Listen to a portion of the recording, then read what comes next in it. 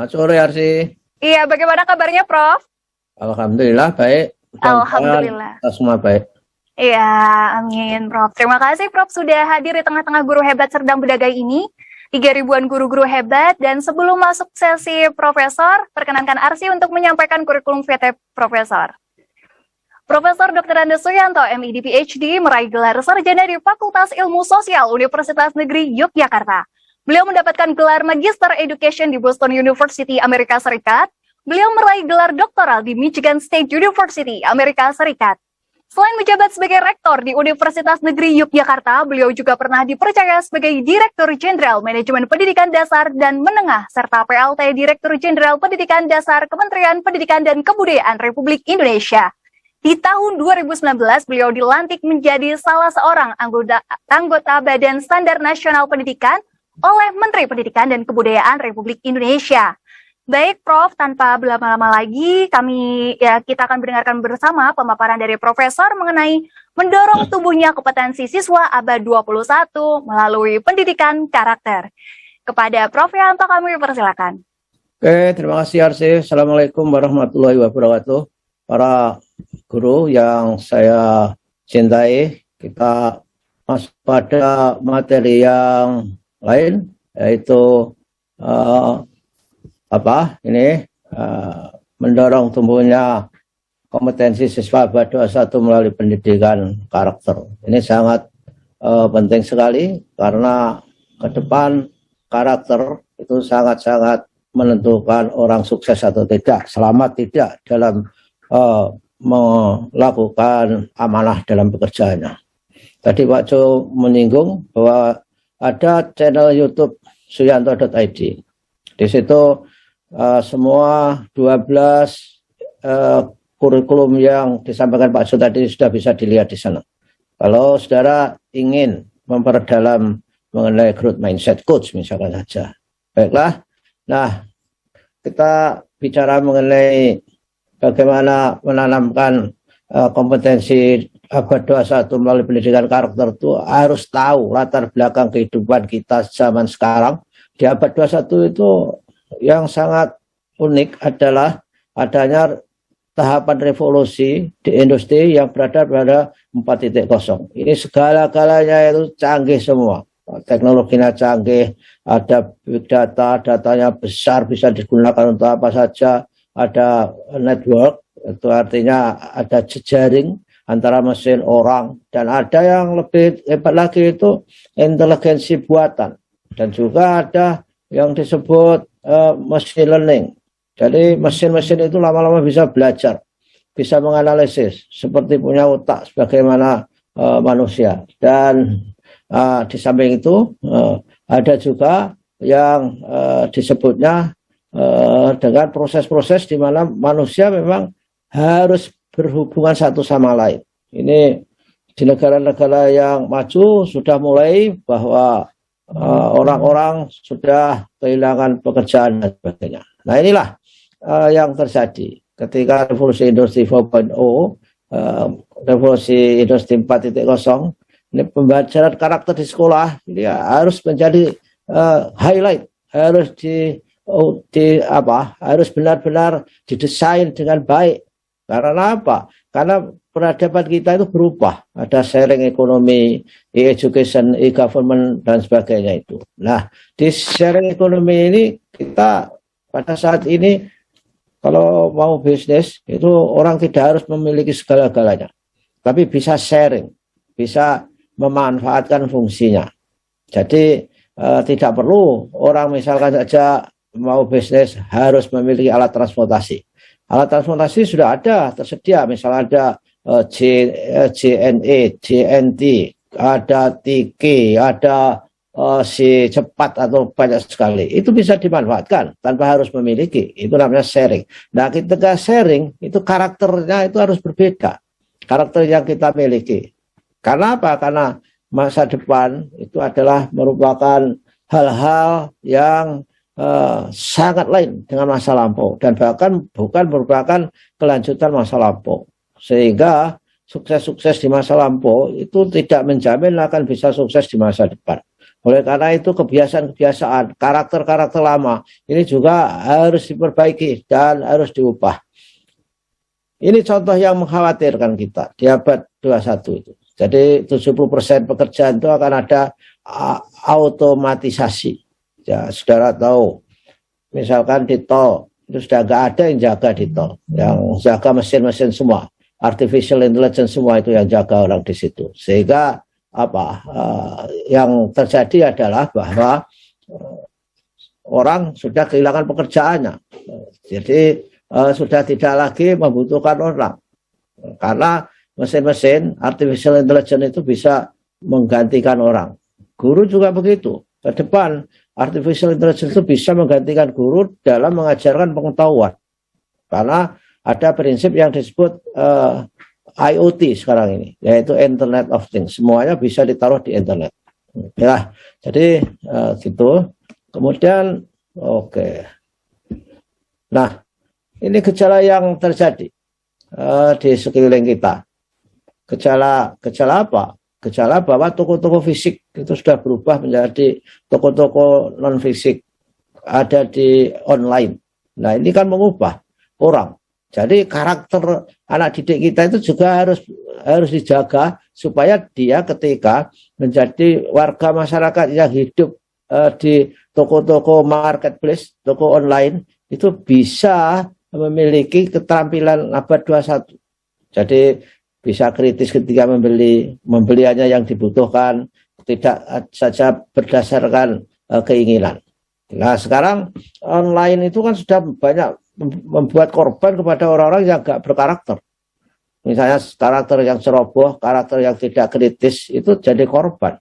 Sehingga banyak sekarang orang terlilit oleh kredit-kredit online. Sehingga akhirnya kehidupannya menjadi susah sendiri. Nah, ini saya kira yang menjadi biangnya itu adalah internet. Bayangkan perkembangan internetnya. Telepon sudah. Jadi karena internet ini maka fake segala macam itu sudah nggak ada gunanya.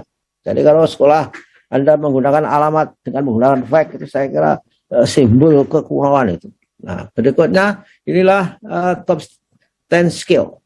Jadi yang disebut dengan 10 skill abad 21, ini yang perlu dikuasai. Ini pada 2015 yang lalu, yang orang hebat-hebat itu menguasai ini, yang punya startup, punya perusahaan-perusahaan online yang serba mencengangkan, seperti Grab, seperti Gojek, Uber, itu semuanya keterampilannya seperti itu, 1 sampai 10 itu. Nah, coba lihat tahun 2020 ada perubahan yang besar-besar keterampilan. Kalau saudara amati, susunannya berbeda. Ini kreativitas menjadi naik di atas, yang tadinya dari 10. Sehingga orang yang kreatif di abad 21 ini akan menguasai banyak hal. Sehingga yang namanya bisnis sekarang ini sebetulnya dipentingkan adalah kreativitas. Oleh karena itu siswa untuk mempersiapkan abad 21 itu karakternya harus kuat, terutama dalam bidang kreativitas, dalam bidang berpikir kritis misalnya, memecahkan problem yang kompleks. Ini kalau nggak punya karakter mudah menyerah. Sehingga orang yang mudah menyerah itu nanti terjerumus pada fixed mindset yang dikatakan Pak Jody. Ini tahun 2022, tahun depan ini juga sudah berubah. 10 skill, 10 keterampilan yang harus dimiliki oleh orang. Lalu tahun 25 gimana? Tahun 25 juga berubah lagi. Ini menunjukkan apa? Menunjukkan bahwa teknologi itu perubahannya sangat cepat sekali. Sehingga dunia kerja, pasar itu juga berubah dengan cepatnya. Beda dengan waktu saya mahasiswa tahun 70-an. Perubahan-perubahan itu hampir memakan waktu puluhan tahun, bahkan ratusan tahun perubahan itu. Tapi sekarang perubahan-perubahan itu cukup memakan waktu bulan atau bahkan minggu. Hampir setiap bulan atau hampir setiap minggu teknologi-teknologi digital itu berubah menjadi lebih sempurna. Nah, ini kan akan ada teknologi 5G misalnya, 5G dari 4G, dulu 3G. Itu cepatnya sehingga teknologi menjadi cepat usang. Nah, ini apa implikasinya pada pendidikan karakter pada siswa kita? Yaitu siswa kita harus ditanamkan karakter di mana dia bisa beradaptasi di sembarang tempat, di sembarang tantangan, bisa beradaptasi. Orang-orang yang nggak bisa beradaptasi akan punah karirnya. Begitu pula perusahaan. Perusahaan yang tidak beradaptasi akan punah. Jadi perusahaan sekarang ini musuhnya bukan sesama perusahaan sejenis. Musuhnya adalah pada gagasan, inovasi, dan adaptasi itu. Kalau tidak melakukan itu akan hilang. Seperti misalnya saja laptop Toshiba, Fujitsu, Sony sudah hilang dari peredaran. Begitu juga telepon-telepon merek-merek tertentu itu sudah sulit kita temui akibat dari mereka nggak bisa adaptasi. Nah, ini menunjukkan betapa di abad 21 itu perubahan pekerjaan itu luar biasa. Jadi 375 juta orang itu beralih profesi karena profesi lama sudah tidak bisa dipertahankan, terkena disrupsi namanya. Kemudian 1,8 juta pekerjaan ini digantikan dengan artificial intelligence. Kalau pekerjaan itu misalkan saja sudah digantikan ini, cepat sekali itu akselerasinya, bahkan komponensial. Seperti misalkan mobil listrik, saya kira 20 tahun lagi mobil-mobil yang tidak listrik sudah nggak laku lagi. Dan itu cepat sekali perubahannya, karena didorong oleh semakin sempurnanya teknologi. Nah, akses internet orang Indonesia itu sudah banyak sekali. Sudah 196,7 juta. Tapi sayangnya ini aksesnya ini tidak digunakan untuk memberdayakan diri. Masih banyak internet itu dimanfaatkan untuk main-main, kemudian untuk ngobrol, untuk ngerumpi dan sebagainya. Jadi kalau ada video yang di-share di grup-grup Anda, itu kadang-kadang nggak ada yang melihat itu. Hanya dilewat-lewat ketika isi dari video itu adalah tentang pengetahuan. Tapi kalau isinya itu video-video yang ketawa-ketawa, kemudian lucu-lucu pada dilihat itu. Nah, inilah letak tantangan kita. Oleh karenanya siswa kita perlu dididik, perlu ditanamkan karakternya yang sesuai dengan tuntutan abad 21. Kita lihat bahwa muatan pendidikan kita itu memang harus mengajarkan sikap spiritual, sikap sosial. Itu karakter dua hal itu. Pengetahuan, keterampilan. Ini amanat undang-undang. Jadi tidak bisa saudara tidak mengajarkan karakter. Karena itu adalah amanat undang-undang Sisdiknas tahun 2003. Undang-undang ini dulunya yang bikin adalah tim saya atau draftnya sebelum disetujui DPR. Jadi saya tahu pasal-pasalnya agak sempurna karena kita yang menyusun awal-awalnya. Nah, ini yang penting di dalam abad 21 ketika saudara mendidik orang itu harus punya keyakinan bahwa murid itu hebat. Kalau Anda mempunyai keyakinan bahwa murid hebat, nah, maka akan mempengaruhi bagaimana perilaku saudara terhadap murid saudara itu. Nah, ini teori Pygmalion Effect namanya, yang akhirnya merumuskan self-fulfilling prophecy. Kalau perilaku saudara terhadap murid itu baik, maka murid-murid itu ini juga akan berimpact, akan berdampak ketika perilaku saudara baik itu berdampak kepada keyakinan orang lain pada diri mereka sendiri. Lebih pede, lebih suka, lebih bahagia, lebih berharapan, lebih bisa berimajinasi dan sebagainya. Nah, hal ini akan mengakibatkan perilaku orang lain terhadap orang lain juga. Sehingga rentetannya begitu. Sehingga jadi guru itu memiliki keyakinan, memiliki pikiran yang positif terhadap anak didiknya, itu merupakan modal karakter yang penting untuk membelajarkan karakter juga pada anak-anak didik. Apa karakter itu? Pada prinsipnya ada dua, saudara-saudara, yaitu performance karakter dan moral karakter. Kalau performance itu yang terkait dengan komitmen, kemudian memiliki tujuan yang baik, kemudian bekerja secara etik, memiliki etika, determination, mulai determinasi dalam dirinya, artinya mempunyai cita-cita yang kuat untuk melakukan sesuatu dan memiliki kepercayaan diri, mempunyai inisiatif, mempunyai kreativitas.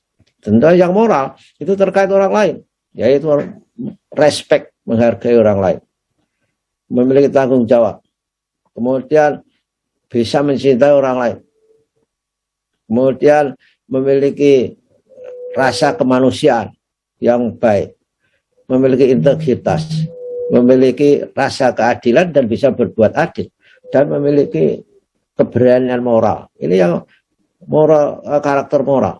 Yang sebelah satunya adalah karakter performance. Nah, performance karakter itu pada prinsipnya doing our best work.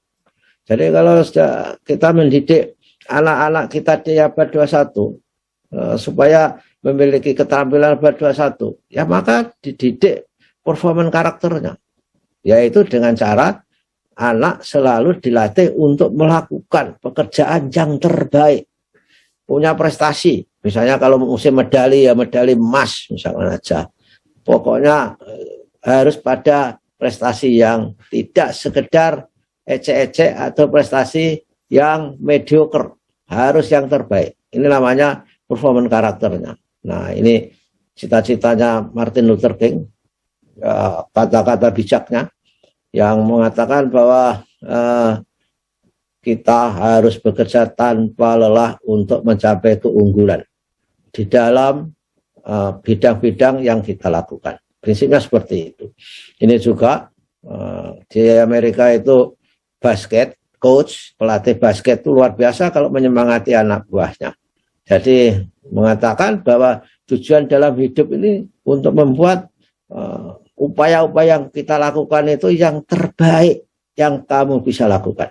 Jangan hanya yang minimalis saja. Sudah melakukan sesuatu yang kecil-kecil sudah puas. Itulah sebabnya dalam agama Islam itu orang ketika selesai melakukan pekerjaan yang satu, segera lakukan pekerjaan yang lain. Itu adalah performance karakter, yaitu karakter performance. Nah, kemudian kalau yang moral karakter ini melakukan sesuatu dengan benar. Orang yang memiliki karakter performance baik kalau tidak dilakukan dengan benar, ya contohnya seperti banyak orang yang prestasinya hebat tapi tersandung masalah hukum. Banyak kan gubernur akhir-akhir ini, kemudian wali kota, bupati, macam-macam. Padahal itu putra-putra terbaik dari daerahnya masing-masing, dipilih rakyatnya dan memiliki prestasi yang luar biasa. Tapi karena moral karakternya defisit, maka gampang sekali terjerumus kepada hal-hal yang melawan hukum. Ya, jadi karena karakter moral itu pada prinsipnya adalah merupakan kebajikan yang dibutuhkan untuk berperilaku etis, menjalin hubungan positif, dan menjadi warga negara yang bertanggung jawab. Nah, ini karakter moral. Nah, karakter moral itu kalau orang memiliki karakter moral, dia bisa menghormati kepentingan orang lain, sehingga tidak melanggar nilai-nilai moral, nilai hukum, dan sebagainya. Nah, ini perbedaannya. Performance is the outcome. Jadi performance itu merupakan hasil yang itu merupakan nilai, kemudian itu merupakan penghargaan yang akibat dari kita memiliki prestasi. Nah, performance karakter itu terdiri dari nilai-nilai kualitas yang diperlukan untuk mengerjakan sesuatu yang terbaik dari dirinya. Apakah sesuatu itu, hasil itu disadari atau tidak, dipuji orang atau tidak. Nah, ini kalau performance karakter itu ada di sekolah, maka artinya sekolah itu bisa mendukung semua warga sekolah mencapai prestasi akademik tertinggi, mengembangkan etika, mengembangkan talenta, yang itu akhirnya juga berkaitan dengan growth mindset. Jadi kalau performance karakternya baik, itu orang adalah cenderung untuk terdorong menjadi growth mindset. Kemudian menghasilkan sumber daya kompetitif dan kreatif. Nah, ketika ada moral karakter di sekolah, maka sekolah itu akan menjadi lingkungan yang aman, Nah, saudara mungkin sudah ada tes survei karakter ya, survei karakter dari asesmen nasional itu. Itu pada hakikatnya kan juga untuk melihat juga bagaimana sekolah ada bullying atau tidak. Kalau karakter moral terjadi, maka tidak ada kekerasan. Kemudian menurunkan persoalan-persoalan disiplin, misalnya bolos, datang terlambat, nyontek dan sebagainya. Kemudian bisa mengembangkan keterampilan sosial dan emosional, bisa mengembangkan pemikir-pemikir yang memiliki etika, kemudian bisa mengembangkan warga negara yang bertanggung jawab dan berbuat baik terhadap bangsanya. Nah, inilah terjadinya karakter itu sebetulnya merupakan proses internal dalam pikiran orang, dalam mindset. Kalau kita bicara mindset oleh Pak Jo tadi, terus dipengaruhi oleh lingkungannya. Nah, kalau itu berinteraksi, saling mempengaruhi, maka terjadilah karakter individu. Banyak sekali karakter, ada 20-an di sini, menurut Perpres nomor 87, tapi demi memudahkan belajar, maka karakternya itu paling tidak menurut ajaran Ki Hajar Dewantara itu 4 hal ini yang penting. Yang apa pilarnya itu ya, olah hati, olah pikir, olah hati itu punya etika. Jadi siswa kita itu harus diajari untuk beretika. Bagaimana berbicara, memang berbicara kepada yang lebih tua, yang setara, yang lebih rendah, punya etika. Tidak bisa bicara dengan kepala sekolah memanggil kamu, misalnya saja. Atau aku, misalnya, aku akan berjumpa kamu. Wah, itu tidak bisa. Nah, ini harus diajari. Kalau tidak diajari, dia tidak tahu mana yang proper, mana yang tidak. Kemudian olah pikir itu memang literasi, itu lebih akademik. Tapi sebelum akademik, beyond akademik itu digarap mindsetnya. Kemudian olah karsa, estetika, diajari keindahan, kebersihan, sehingga anak-anak itu di sekolah sudah dibiasakan bagaimana bertanggung jawab membersihkan ruang kelasnya, kamar mandi, itu sangat baik sekali. Di negara-negara Jepang seperti itu. Dan juga olahraga supaya sehat. Nah, dari situ maka dikembangkan nilai-nilai yang banyak dan akhirnya lalu nilai-nilai itu dikristalisasi menjadi 5 saja. Religius, nasionalis, mandiri, gotong royong, integritas. Nah, zamannya Nadiem ini, maka karakternya itu pada Perpresnya itu masih berlaku penguatan pendidikan karakter. Tapi itu enggak digubris saja, menciptakan hal yang baru, yang karakternya yang harus dimiliki oleh siswa supaya memiliki profil pelajar Pancasila adalah bernalar kritis, mandiri, kreatif, gotong royong, bisa berpikir, melakukan kebinekaan global, dan beriman bertakwa kepada Tuhan Yang Maha Esa. Kalau di Amerika gimana? Di Amerika itu ada 6 di sana itu.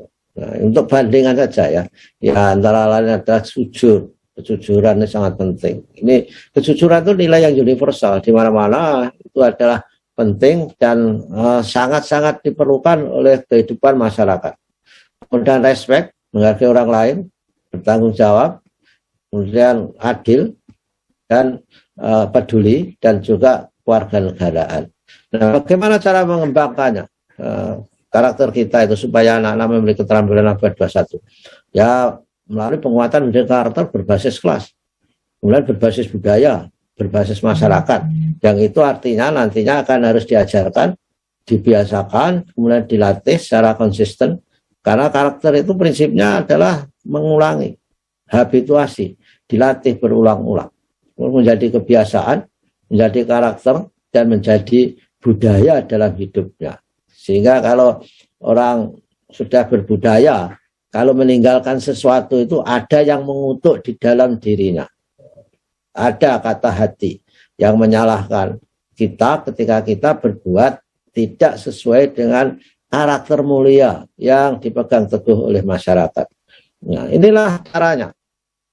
Desainnya dulu, yaitu nilai-nilai luhur, kemudian setelah itu nilai-nilai luhur itu diajarkan bisa berasal dari agama, Pancasila, Undang-Undang Dasar 45, bisa berasal dari teori, pendidikan, psikologi, nilai sosial, budaya, dan sebagainya. Bisa juga dari pengalaman terbaik.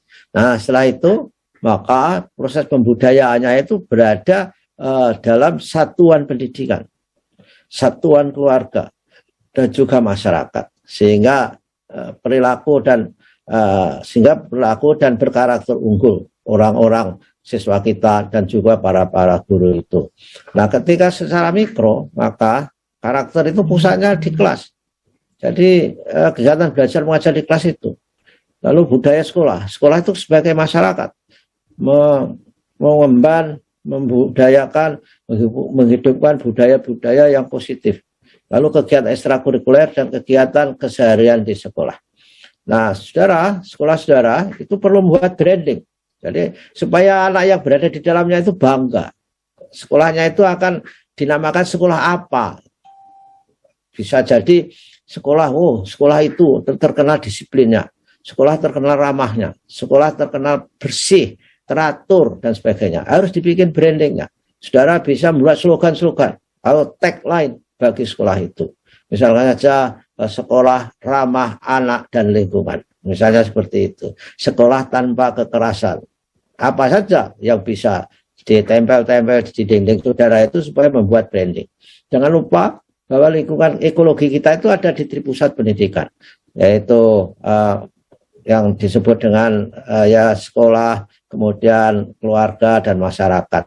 Tripusat Pendidikan ini sangat-sangat penting untuk kita kombinasikan supaya ajaran-ajaran itu tidak paradok, tidak bertentangan satu sama lain. Sehingga harus membentuk komunikasi, membentuk relasi antara sekolah, masyarakat, dan keluarga. Lalu peningkatan partisipasi masyarakat. Ini cara-cara melakukan bagaimana kepala sekolah meningkatkan partisipasi masyarakat. Tetapi yang penting ialah bahwa semua peningkatan partisipasi masyarakat itu harus dibuat proposal yang baik. Tapi kunci utamanya adalah harus memperkuat penguatan karakter itu. Jangan sampai melibatkan masyarakat justru memperlemah. Misalnya saja masyarakat yang diajak tokoh, tapi merokoknya bukan main di depan kelas. Kalau datang terlambat, pakainya nggak rapi, itu saya kira juga kontraproduktif. Jadi masyarakat apa? Ini termasuk masyarakat yang bisa saudara ajak bicara pendidikan karakter. Yang misalnya komunitas orang tua, komunitas pengelola pusat budaya, dan sebagainya.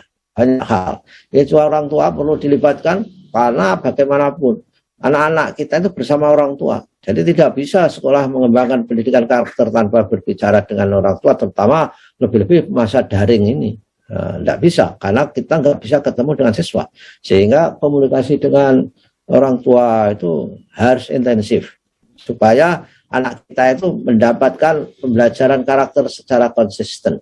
Nah, kemudian bagaimana habit itu harus dibentuk, kebiasaan harus dibentuk, yaitu diulang-ulang, ada habituasi. Kalau kebiasaan baru itu paling tidak menurut penelitian itu 21 kali. Kalau baru sekali saja nggak bisa performa karakter atau moral karakter itu hinggap di benak anak-anak kita. Lalu kalau untuk menyelesaikan persoalan karakter yang lama jelek diganti yang baik, itu perlu habituasi paling tidak 100 kali. Ini karakter yang diajarkan di siswa itu karakter berhubungan dengan nilai apa saja. Ya, nilai terhadap Tuhan Yang Maha Esa, nilai kepada sesama, nilai dengan lingkungan, nilai kebangsaan, nilai-nilai dengan diri sendiri. Yang itu diramu dalam sebuah pendidikan karakter yang tahapannya itu ada moral knowing, moral feeling, moral action. Jadi pengetahuan moral, anak-anak diajari pengetahuan moral, kemudian diminta untuk menyadari, menghayati, lalu dilakukan. Tidak saja hanya ingatan dan hafalan. Ini tadi 21st century skill, seperti dikatakan Pak Ju tadi, adalah ada 4C tadi, critical creativity, critical thinking, communication, dan collaboration. Ini merupakan karakter semua itu. Sehingga anak-anak itu harus punya leadership dan sebagainya, yang di sebelah kanan ini uraiannya itu harus dimiliki oleh anak-anak. Nah, ketika disatukan dengan literasi-literasi dasar, ini keadaannya sudah seperti terintegrasi, yaitu literasi, numerasi, science literacy, ICT literacy, financial literacy, dan cultural and civic literacy. Kemudian kompetensinya apa tadi? Yang 4C tadi, yang depan sudah kita sebutkan, ini untuk melihat integrasinya saja. Kemudian kompetensi untuk menghadapi lingkungan, ya harus punya curiosity, hasrat ingin tahu, punya inisiatif, kemudian persisten, nggak mudah menyerah. Anak-anak itu diajari bekerja keras tanpa lelah dan tidak menyerah. Kemudian adaptif dan leadership, dan juga memiliki kesadaran budaya. Nah, terakhir ini saya kira ini harus transformasi. Ini, jadi kalau Pak Ju tadi transformasi digital, di sini adalah transformasi nilai supaya anak-anak kita itu berkarakter dengan baik.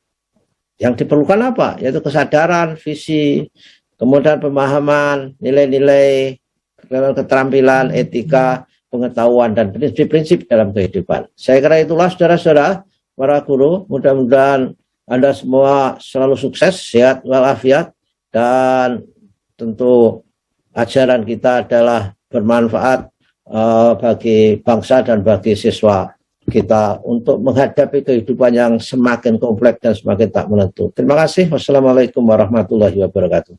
Waalaikumsalam warahmatullahi wabarakatuh. Luar biasa sekali Prof atas pemaparan yang sangat menarik dan luar biasa.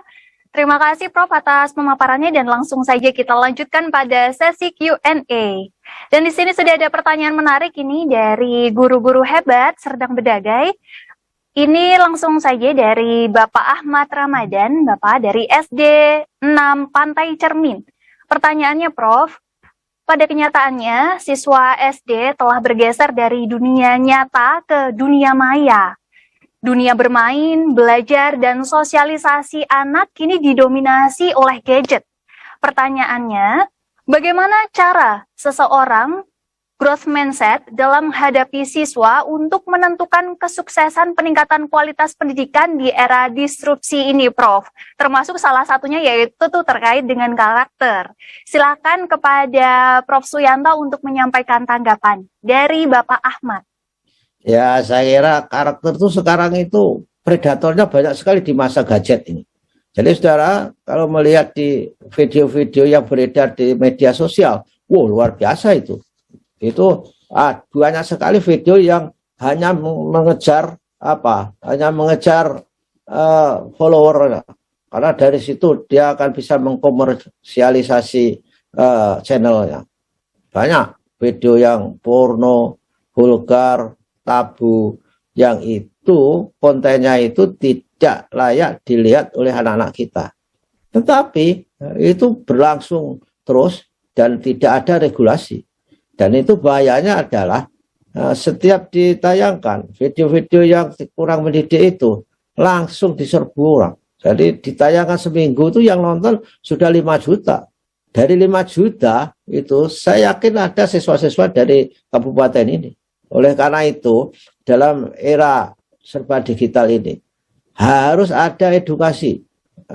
Jadi ada pendampingan, ada penjelasan apa saja yang harus bisa dilihat oleh anak-anak itu.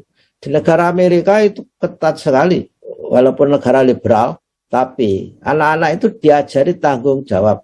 Misalkan di toko ada majalah porno itu nggak ada anak-anak yang melihatnya. Karena apa? Dia ditanamkan nilai bahwa itu belum saatnya boleh melihat itu. Nah, saudara lihat bahwa yang namanya Bill Gates, yang semua komputer kita itu adalah Microsoft, itu produknya dia, anaknya tidak boleh menggunakan HP sebelum umur 17 tahun. Nah, kita ini sering-seringnya anak itu kalau rewel-rewel sedikit daripada orang tuanya, mak-maknya itu repot-repot disogok sampai sama HP itu, sehingga main-main HP itu. Jadi ini bahaya kalau kita tidak bisa memahami dan menjelaskan kepada anak bagaimana dia harus memanfaatkan HP itu. Oleh karenanya saya kira saudara, kita harus tidak bosan-bosan memberikan pendampingan kepada anak-anak kita bagaimana cara memanfaatkan HP mereka itu dengan baik, di samping ada kontrol, ada kendali. Main HP itu harus dijadwal. Tapi rata-rata orang Indonesia itu kalau mendidik anaknya itu dalam bahasa Jawa itu welas tanpa alis. Yang penting anaknya diam, perkara tersesat atau tidak itu nggak pernah dipikir. Nah, ini harus sadar sebagai orang tua. Saya kira itu, Arsy. Terima kasih. Baik, terima kasih Prof. Yanto, luar biasa sekali atas jawaban yang telah disampaikan tadi. Dan terima kasih juga Prof. Yanto atas pemaparannya tadi. Dan sebelum kita berpisah, mohon Profesor bisa menyampaikan closing statement untuk guru-guru hebat di Serdang Bedagai ini, Prof. Ya, oke. Para guru di Serdang Bedagai, saya menghimbau bahwa Anda semua tidak boleh pernah putus asa di dalam mendidik anak-anak kita dengan berbagai tantangan yang ada. Oleh karena itu, Anda harus juga memiliki karakter yang kuat di dalam mendidik. Dan konsekuensinya, guru tidak boleh berhenti belajar. Harus belajar sepanjang hayat. Dari mana belajarnya? Tentu, zaman sekarang itu dari IoT. Jadi Internet of Things. Anda bisa belajar di internet dengan mencari apa saja yang tidak diketahui dan apa saja yang harus diketahui. Saya kira itu, Arsy. Terima kasih. Baik, terima kasih Prof. Yanto, luar biasa sekali closing statement-nya. Dan terima kasih atas waktu dan ilmu yang telah dibagikan kepada kami semua, Prof. Sampai jumpa di lain kesempatan ya, Prof. Sehat selalu. Terima kasih.